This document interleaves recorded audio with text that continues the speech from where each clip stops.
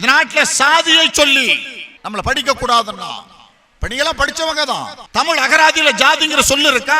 முதல்ல ஜாங்கிற எழுத்து தமிழ் எழுத்தா? 247 எழுத்து தமிழ் எழுத்து இருக்குல்ல, இதுல ஜாங்கிற எழுத்து உண்டா? ஜாங்கிற எழுத்து முதல்ல தமிழ் எழுத்து கிடையாது. அப்புறம் எப்படி ஜாதி வந்துச்சு? அப்புறம் எப்படி ஜாதி நமக்கு இருந்திருக்க முடியும்? பார்ப்பனர்கள் இந்த நாட்டிற்கு வருவதற்கு முன்பு வரையிலும் ஜாதி இல்லை. அண்ணன் தம்பியா, சகோதரனா, உற்றார் உறவினரா, உறவு மக்களா தான் வாழ்ந்தோம். வந்த பிறகுதான் ஜாதி உறவு காத்தின. எத்தனை ஜாதி? ஒன்னா? அது இந்தியாவில் இந்து மதத்தில் ஜாதி என்ன 10, 100, 200, 500, 1000, 2000, 3000? இந்தியாவில் எத்தனை ஜாதி இருக்குன்னு உங்களுக்கு தெரியுமா? இந்து மதத்துல ஜாதி மட்டும் 6422 ஜாதி இந்தியாவில் இருக்குங்க. 6422 ஜாதி எப்படி வந்துச்சு? ஜாதிலே வன்னியர், கல்லர், மரவர், தேவர், கவுண்டர், யாதவர், செட்டியார், ரெட்டியார், முதலியார், பல்லர், பறையார், வண்ணார், தோட்டி, அம்பட்டர், சக்கிலி, வந்தது போனது எளவு கருமாதின்னு அவன் மட்டும் எடுக்கிறான். இத்தனை ஜாதி, ஜாதிக்குள்ளே உட்ஜாதி. இப்ப ஐயர் இருக்காரு, பார்ப்பனர் இருக்காரு. ஐயர்ல எத்தனை ஜாதி இருக்குன்னு உங்களுக்கு தெரியுமா? நமக்கு ஐயர்ல தெரிஞ்சதெல்லாம் ஐயர், ஐயங்கார், சாஸ்திரி, சர்மா, சவுண்டி தான் தெரியும். ஐயர்ல எத்தனை ஜாதி தெரியுமா இருக்கு? பார்ப்பனர்கள் மட்டும் உட்ஜாதி 1600 உட்ஜாதி பிரிவு பாப்பான்ல மட்டும் இருக்கு. இத்தனை ஜாதியை பத்தி அடிச்சு விட்டானே, நம்மளை வெட்டிக்க வச்சுட்டானே. இவைகள் எல்லாம் மாற்றப்பட்டு மனிதனாக மதிக்கப்பட வேண்டும் என்பதற்காகத்தான் தந்தை பெரியார் புறப்பட்டார்.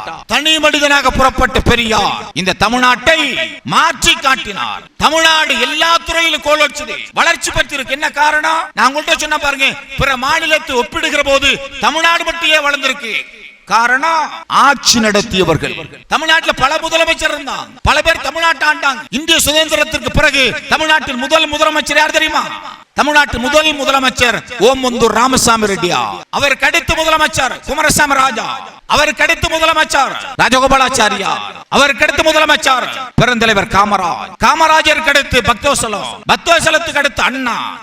அண்ணாவிற்கு அடுத்து இடையில் நாவலர். நாவலருக்கு அடுத்து கலைஞர். கலைஞருக்கு அடுத்து எம்ஜிஆர். எம்ஜிஆருக்கு அடுத்து ஜானகி அம்மையார். ஜானகி அம்மையாருக்கு அடுத்து ஜெயலலிதா அம்மையார். ஜெயலலிதா அம்மையாருக்கு அடுத்து ஓபிஎஸ். ஓபிஎஸ் அடுத்து இபிஎஸ்.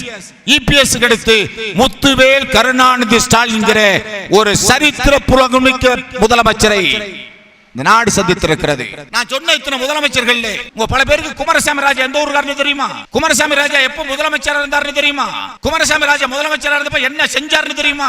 யாராவது குமாரசாமி ராஜாவை பேசுறோமா? யாராவது ராஜாஜியை பேசுறோமா? யாராவது பக்தவசலத்தை பேசுறோமா? இல்ல. காமராஜரை பேசுறோம், அண்ணாவை பேசுறோம், கலைஞரை பேசுறோம், எம்ஜிஆரை பேசுறோம். ஏன் இவங்களை பேசுறோம்? யார் மக்களை பற்றி கவலைப்பட்டார்களோ அந்த தலைவர்களை மக்கள் நினைவு கூறுகிறார்கள்.